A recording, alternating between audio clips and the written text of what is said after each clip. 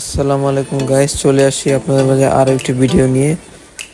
তো আমাদের এখানে একজন কাস্টমার স্যামসাং জেড ফ্লিপ 5 নিয়ে এসেছিলেন। তার ডিসপ্লে ঠিকঠাক কাজ করছিল না। আমরা শুধু ডিসপ্লে রিবন পরিবর্তন করেছি, কিন্তু পরে দেখা গেল ডিসপ্লেটি সমস্যা দেখা দিয়েছে।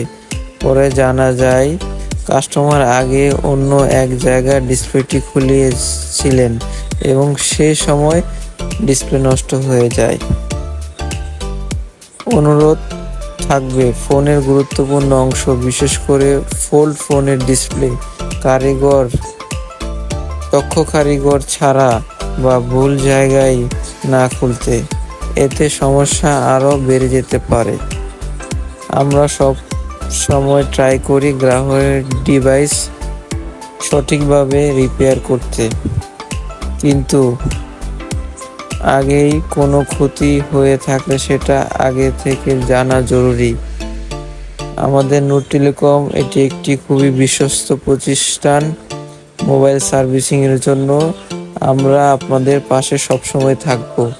যে কোনো সমস্যা আমাদেরকে জানাতে পারেন। আর এই বসুন্ধরা সিটিতে জেড ফ্লিপ, জেড ফোল্ড এগুলো সকল রেবন চেস একমাত্র নূর টেলিকমই করে থাকে সফলভাবে। আমাদের কাছে রয়েছে সকল ধরনের রেবন। আমরা সরাসরি চায়না থেকে রেবন ইম্পোর্ট করি, চাইলে আপনারা দেখে নিয়ে যেতে পারবেন। ঠিক আছে, তো ধন্যবাদ সকলকে। আশা করি নূর টেলিকমে আসবেন, আমরা চেষ্টা করবো আপনাদের বেস্ট সার্ভিস দেওয়ার জন্য।